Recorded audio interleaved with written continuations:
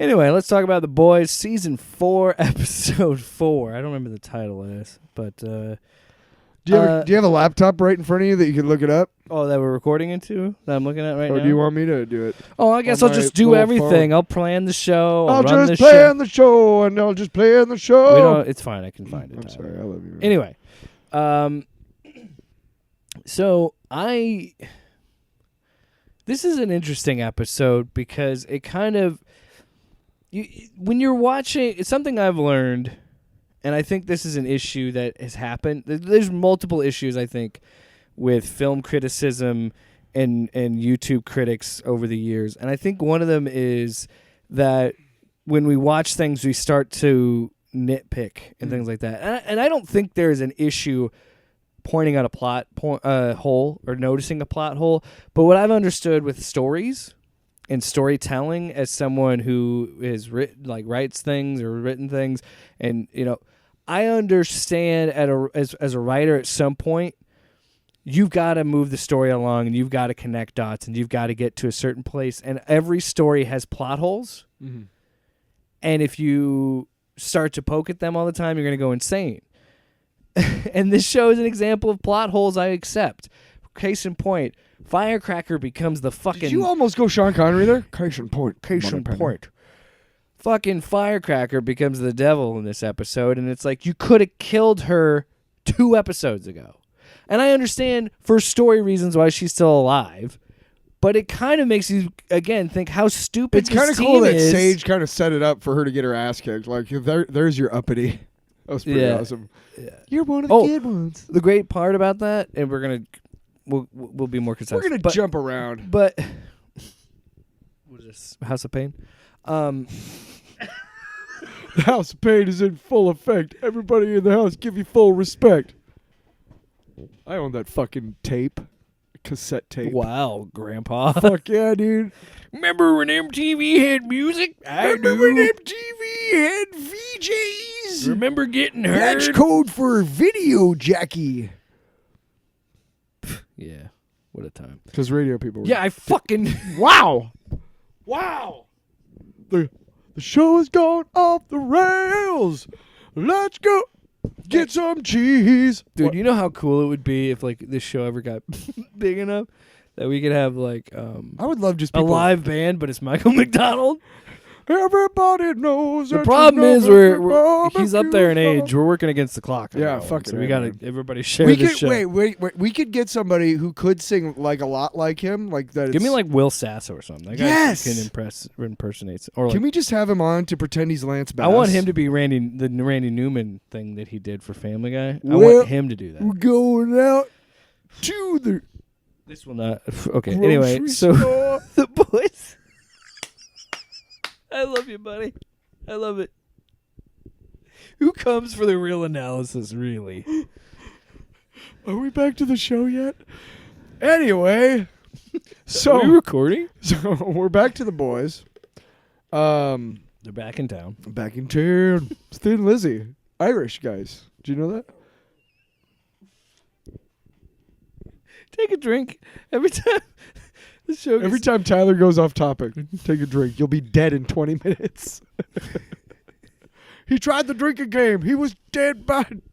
Anyway, so The Boys. So as you're talking about Firecracker, obviously. Well, so the episode. What the fuck? Porky Pig over here. The Boys. So and we're totally glossing over, by the way, all of the Homelander shit. But please go on.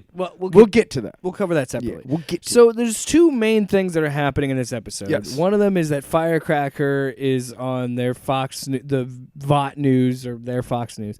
So on VOT News, she's doing a 6-hour thing of Truth Bomb, her show, where she's going to expose... Basically a female Alex Jones. She's going to expose Starlight.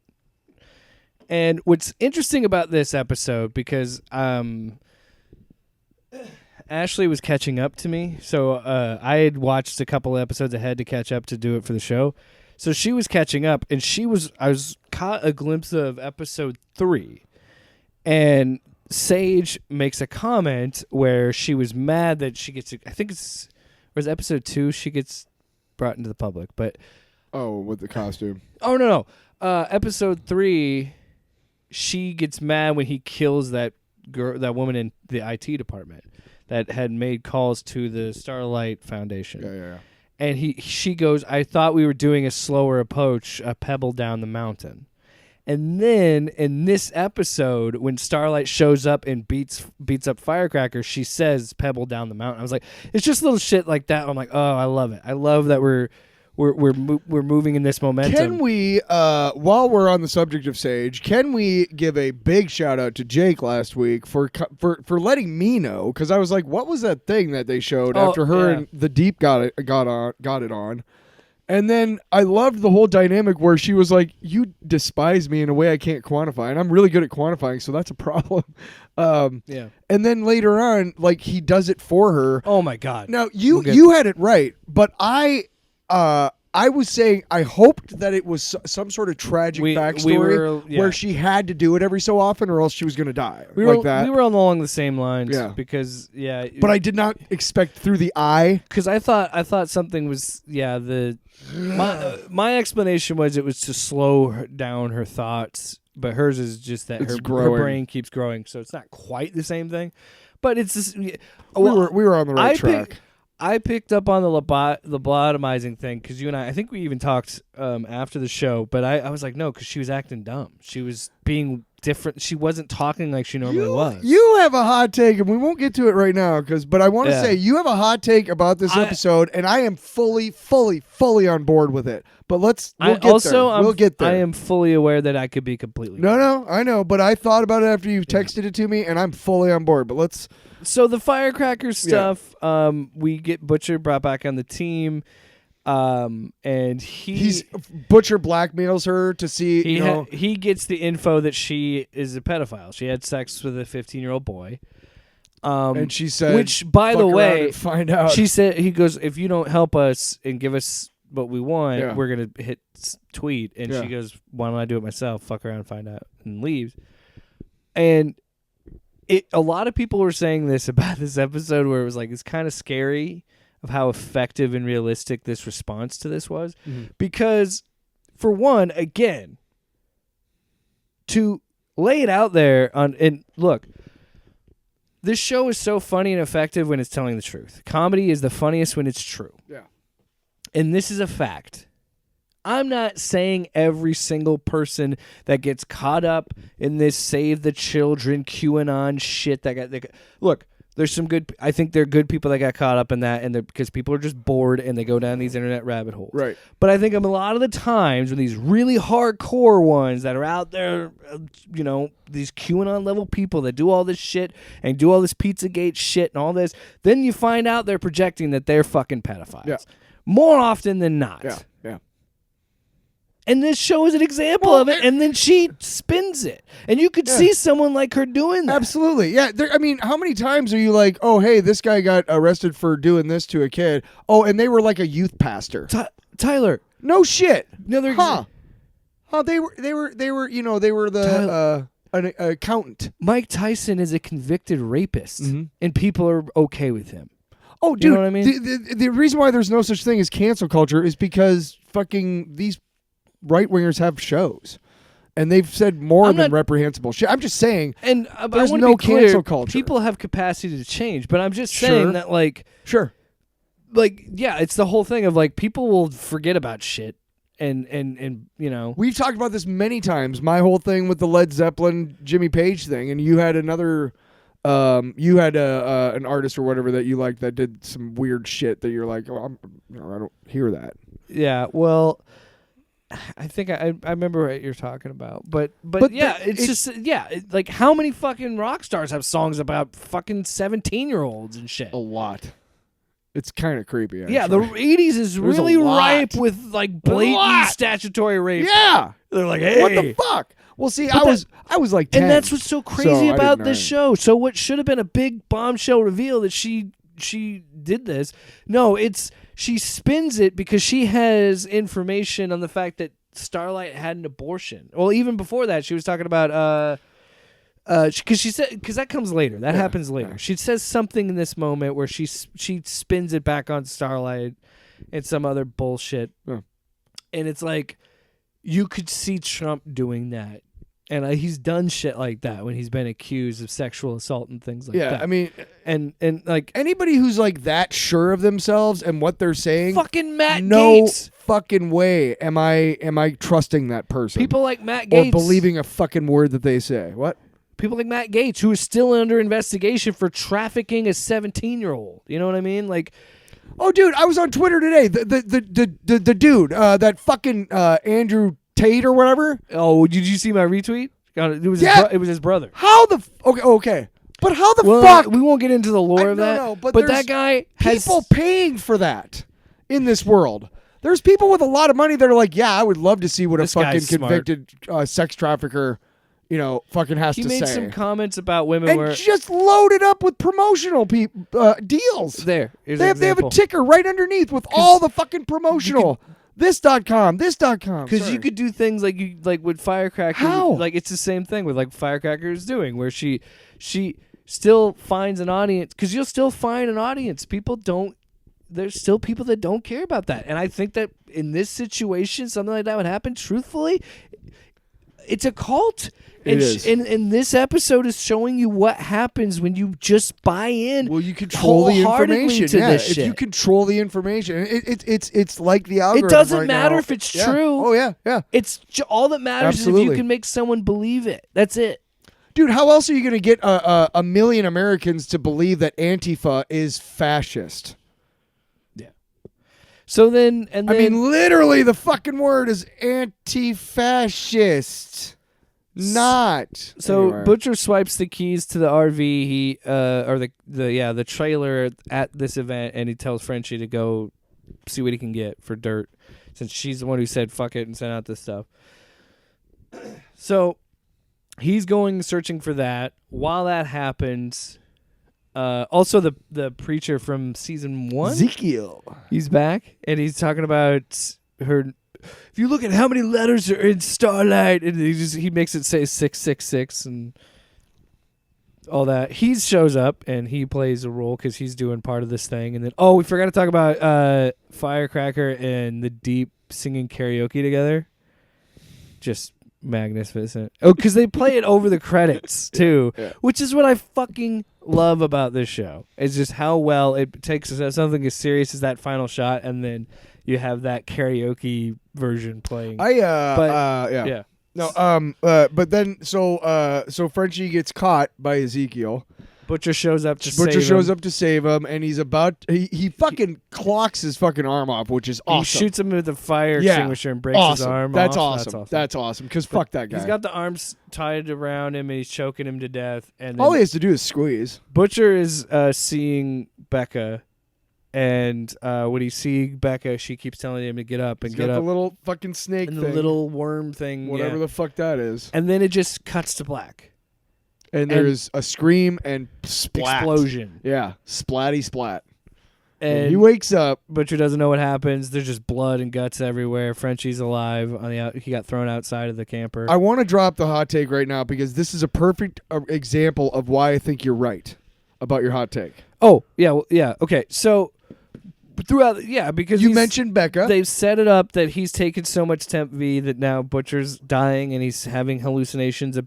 First of all, I don't think Kessler's real either. Kessler? Who's Kessler? Kessler is Jeffrey Dean Morgan. Oh, yeah. So here's how I interpret it. Even though he brought the drugs, I don't think he really brought the drugs. I think Butcher already had the drugs to give to Ryan. Okay, I think it's fucking Fight Club where Becca is the good side of his conscience. Kessler is the bad side because Kessler says we need guys like you, Butcher. I'm giving you the drugs to drug this kid because we need to amp this up because everything's going to go to shit. So, the apocalypse. While Becca is like, don't fuck over Huey. Do the right thing. So now, from the get-go of this season, it is implied and pretty much thrown in your face that Becca is not real.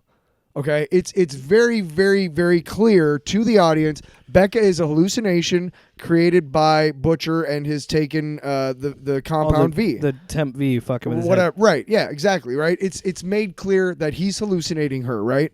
Now, you told me something. You texted me something, and this blew my mind because when I started thinking about it, I realized but go ahead and tell your hot take, which is we get introduced. Who else isn't real? We get introduced to Huey's mom in the first 3 episodes, right? Because his dad has a stroke. I noticed every time he interacts, there is one other time where there's another person in the room interacting with her. Yeah, it's rare, though. It's usually him and her. But it's the doctor, and that's the doctor telling him the news, and he says that's bullshit. And if I remember correctly, the doctor doesn't respond, so the doctor could only be talking to him and not responding to his mom. So I think that Huey is hallucinating his mom. Yes. And now you could say, wait a minute, Butcher took more Temp V than Huey. Sure. But we didn't know Huey's condition. Yes, Huey stopped before Butcher, and Butcher knew he was going to die, and this was going to kill him or whatever. But I still think it's possible that he still took enough to have a hallucination of his mom, because his mom is his hallucination of his own guilt, because he wasn't there for his dad when he needed him to, and his dad had the stroke.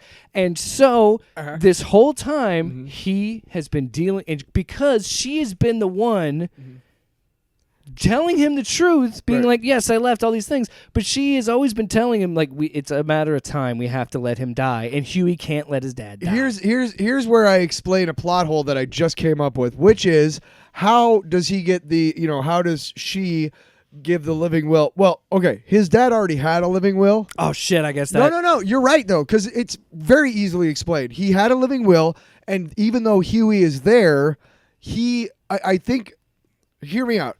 His dad puts a living will with his ex-wife as the only person who can overturn it, knowing that she's gone. So if he goes, Huey can't, right? Kind of an insurance policy, right? So yeah, I don't know. I'm just saying that's why they removed the feeding tube, and Huey couldn't do anything about it. But here's the thing, and that's why, because I was going to say, why would he take the feeding tube out and then put compound V in here? This is my other thing. Right? How would she know? How would she know to swipe the compound V from his jacket, take the compound V, know what it is, and give it to him? Right.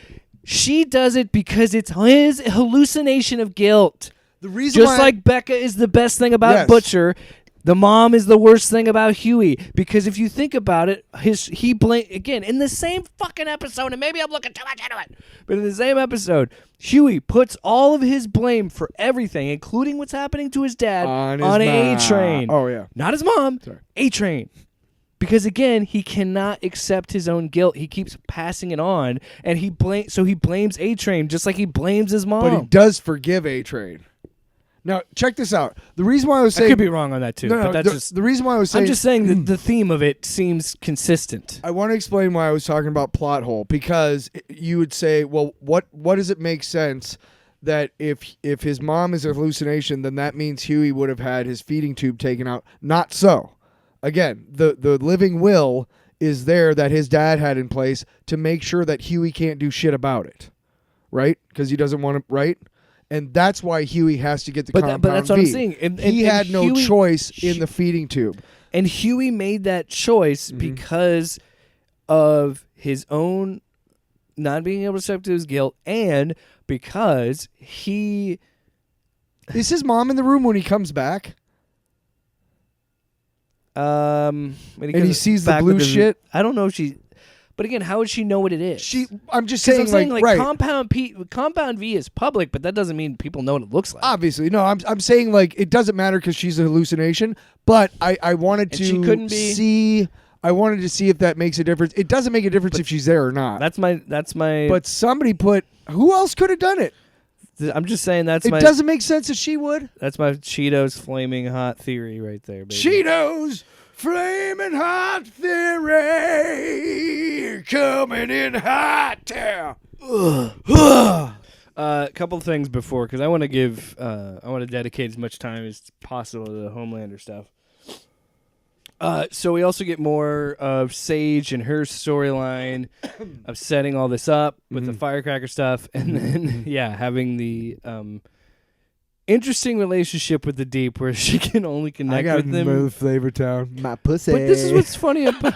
It's great. What's funny about their relationship is the fact that it's built on the fact that she has to lobotomize herself to enjoy him because he's so fucking dumb. Like, well, she has to. If you're a shallow enough person, then a guy like the Deep, all you care about is what they look like.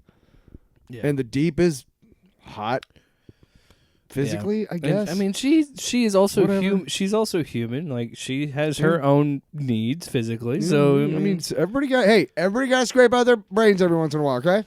Everybody got to scrape out their brains and get laid. It just happens. It just happens. So yeah, we get the backstory that the reason she is the smartest person in the world is because her brain never stops growing. It's always keeps growing and growing and regenerating. Like, she has done this before. So she was lobotomized in the last episode. Yep. So she's done this a lot because often she has to do it. But she's done this a lot because she found out that and again, the explanation is kind of along the lines of what I was thinking it was going to be of like, I just want to not have my brain be like this for a couple of hours and she kind of just says like a couple hours of peace or a couple hours of silence of just. I want to be able to, be dumb for two. And you know what? That's a human thing. Everybody likes to have dumb, silly fun and fuck and have, it's a human thing. I live that life every day. Everybody has a fling. I live that life every day. Everybody has, the one person you hook up with that's kind of dumb. Yeah. And I had a. And by that, I mean, Iowa City, yeah. When I hook up with, I mean myself. That's me. With the spit in my hand. Speaking of spit in hand, let's talk about the Homelander stuff. Yeah. See, I wasn't making a joke. I was doing making a transition. And this is the beauty of this show. How rarely can you use that as a transition in the show? Not many shows you can do that. So the funny thing about that, ironically, is you can use that segue a lot for this show. So this other, but no other show. So this other. Of like plot line that's happening is Homelander goes back to the start. Goes back to where they did tests on him as a kid. And I love when they give him a chance to do like 4 different Homelanders at once. It's fucking brilliant. I know it was just from last episode, but I love those moments. And listen, I've said time and time. Big dick energy. What I said time and time again, I think that at the end of the day, I don't really care about if a show or an actor wins an Oscar or wins an Emmy or if a movie wins But my God, this performance, like, I was talking with friends about it, and it's truly one of those things where like I was texted like, hey, what were your thoughts? And my first thing were like, I really enjoyed it. The Homelander scenes were incredible because it so perfectly encapsulate what makes an amazing villain is in this episode you level with him. In this episode you understand why he is the way he is, but by the end of this episode you're like, he's still an unbelievable evil fucking piece of shit, because at the end of the day he still believes he is better than the human race. At the end of the day, he still says, I'm not human. I'm better than you. The fucking fucked up thing. It's fucking gnarly, man. It was a great opportunity to learn about what kinds of shit he did go through, especially in that frustrating kind of detail. Like just, okay, you can stop. You can tone it down, whatever. But I think my favorite thing was when she's finally Barb, I think was it Barb? Yeah. Barbara, whatever. Yeah. They're in the scary room, whatever. Like the second to last time we see both of them in the episode. And she's talking about why they were scared of him. And how when he was born, he like lasered out of his mother's, And I mean, that's scary shit. But then, so you see the oven that they put him in. You see, like it's fucking growing. Oh man. So, well, here's the squirt shit. Jesus. Well, here's what's crazy about his birth too, if you think about it. So it's Soldier Boy, and I think it was one of Maeve's embryos. I have no idea. That created him, because he's still like Ryan is still the only like natural born superhero. Yeah. Yep. So he was still like created by 2 other soups, but Yeah, and that woman she was just a carrier that he just lasered out of. Yeah. And like, yeah, and so they were scared. It's like, still, you threw a kid in a fucking oven. You harassed this kid. Like you, and it always goes back. And it's again what makes it so good of a storytelling is like it's something that you see a lot in like true crime stories of people that are murderers, or it's a lot of it is they didn't have a good home life, they didn't have a good upbringing, and so you see how Homelander becomes who he is because of being fucking tortured every day. Yeah, it being a lab experiment like that. So she makes the point that the basketball scene just kind of set this up to kind of go, because we keep cutting back and forth, and like as it keeps cutting, it gets more and more unhinged, and like. And again, you were talking about, you see Anthony Starr play him in so many different ways, where it's so good because of the whole. It's like, again, you start to level with him because he plays that boyish charm of that Superman Clark Kent kind of like, oh, you don't remember, I brought cake, and it's like it's a little reunion. And even then, they're like, what's going on? Because they know... Well, he's not supposed to be there. He's not supposed to be there. And they know what they did to him. Mm-hmm. And so when he shows up and he's like, oh, I brought the fudge whale, and eat it before it melts. Like even then, people are kind of uneasy. But when we get to that... I still want a cardboard what's so good about that scene of the wastebasket with the paper basketball... Again, you level with him. Because he tells you that. He's like, you don't remember? You hit it. And you did a fist bump. And then you burned me alive. To see if my skin could take it. And while I didn't burn, it still hurt. Like a lot. A lot. Like, just how quick he turns on a dime, dude. It's just so impressive. And I know you're like, we're hyping this guy up for so long. But seriously, man. Like, this episode, especially, just... You see the spectrum of this character arc, and you're horrified because now you know he does not care. He is gone.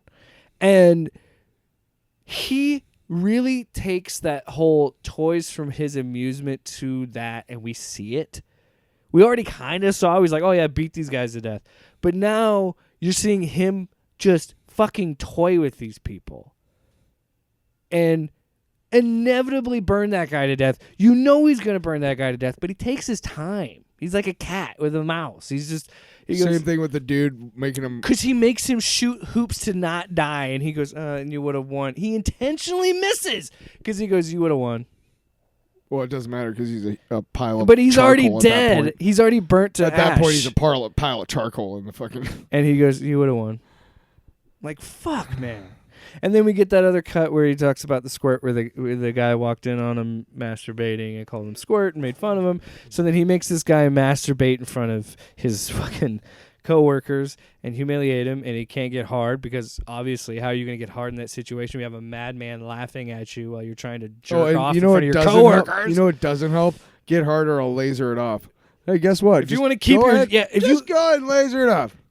If you want to keep your dick, you need to get hard, pretty much. Like, what the fuck? That's never worked. Oh, and by the way, he's going to laser off your dick and you're going to bleed to death because of the veins. Look at all the dick blood on my boots. Didn't he say that at one point? I think he said something like that, yeah. Oh, he goes, oh, man, I'm in your dick blood or something like that. I'm like, Jesus Christ. So then Barb shows up and just says, put him out of his misery. And even this. He crushes his skull. He could have lasered him. But he intentionally lifts his foot, and he could have nothing. Squashed him like that. Lifts his foot. Slowly. Crunches it so everybody can see it and hear it. And it's just, again, just fucking toying with these people. And look, they're bad people. They're not good people, even in this context. But they don't deserve this. Nobody deserves to be toyed and tortured with. Nobody deserves that. No. And it's just like, fuck. And then, yeah, they have that final conversation, which is like, yeah, we were afraid of you. But, like, the fact that he's like, I was just doing my job, and he gets that flashback, and I'm like, that's like telling a fucking Holocaust survivor I was just doing my job. Like, what the fuck, man? That's not going to cut it. You put this kid in a fucking oven. You can't just say, well, I was just following orders. You didn't think like, hey, maybe I shouldn't burn this kid alive because what if it does kill him? Like, we don't know if it will or won't. To be honest, I think for a time, I'll bet you they were trying to kill him. Well, yeah, probably. Just to get maybe rid of him because they had no get too strong, right? Yeah. But then at some point they realized what they had, and they had already built all this psychological bullshit into it. Because she tells him, she's like, "We did that on purpose. Yeah, they got so the you best, wouldn't kill us." They got the best doctors to make him need to be loved, so he wouldn't kill them. Yeah, so he wouldn't realize. Wait a minute, I have all these powers. I think at some point they shifted from actually trying to kill him to being like, okay, now we gotta. we gotta utilize. So him. they made him this narcissistic, fame hungry. Yeah, it's almost like and that the alt-right politicians jumping in bed with QAnon and now not being able to control it, and the people that is spawned. That's weird, right? Yeah, it's almost like that. It's like when you let someone keep living lies and delusions, and when you push them towards that, actually, and when let you them actively believe. Tell them that what they see is false. When you finally try to tell them the truth, they're not going to believe you because everything they see is false now. Yeah, way to go. Yeah.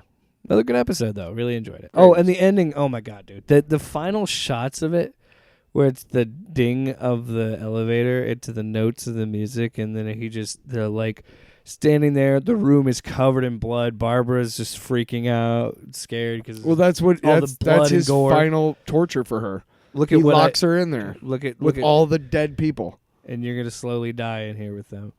And, like, that's so fucking maniacal. And then to see him covered in blood, like that shot from his back, and it's just his cape in the back, just chunks of blood and gore, and then him covered in it, and then in the elevator, and the notes are hitting, and the elevator's going, just a little smile, a little like, and then that moment, he's freed himself because he kept saying, you got to go back to where it started. So his own subconscious was like, the only way that you're going to make this change and fully believe you're superior to them is by killing these people. This is going back to the start, killing the people that made you, and then just completely not caring anymore. Before we go on to the next thing, because I think we're pretty wrapped up with the boys.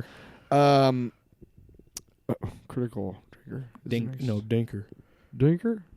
Is that really what it is? No, it's Drinker, but I hate him. So let's not forget that A-Train actually goes into Homelander's apartment to try and get some Compound V, and is stopped by Ashley, who is also there, and we don't know how that's resolved. I thought they were just gonna start fucking. No, they resolved it because it was like, we look like we both have a problem, so they both were in agreement. They weren't gonna say shit. Oh, okay. But I hope Ashley turns out to be like one of the fucking heroes. I have my theories. Somehow. I have my theories. A-Train gives the V to Huey. He acts like he's not going to forgive A-Train. He does forgive him. Butcher's like, what the fuck was that? And he's like, it wasn't for him. Like, it was Huey letting that go. And then him and Butcher have a conversation because Butcher's like, what the fuck are you doing? He's like, I've got to use this Compound V. It's the only choice I have. What other choice do I have? And Butcher goes, any other fucking choice, you twat. Because that's like, again, Butcher coming to terms of like, no, I pushed Huey in the wrong direction. Like he is more prone to make these kind of brash decisions, and it's like he can't live with his mistakes. He can't live with his failures. And I can't live without you. And he's like, well, I still would have some for you. And Butcher's like, I've already tried. I stole some from Frenchie, and didn't he say accelerated the process or something like that? Yeah, whatever. Prolong the inevitable. I think Prolong it. But anyway, Huey shows up at the hospital with the Compound V. Almost does it. Doesn't, puts it back in, and kind of has a moment where he cries because he accepts his father's death for the first time. Leaves, comes back, and then his mom is standing over his dad as the Compound V is pumping into him, and his heart pumping up, and like him coming back alive is intercut with the dings of the elevator as Homelander leaves. And there we go. What if it's Huey's dad who takes apart Homelander? But again, I still think Huey gave his dad the Compound V because I believe you're right. His guilt couldn't let him deal with it. tired of talking about that goddamn episode. Everybody knows when you talk too much. You talk too much, and you talk too much, and you talk too much for me. Shut the fuck up. Shut the fuck up.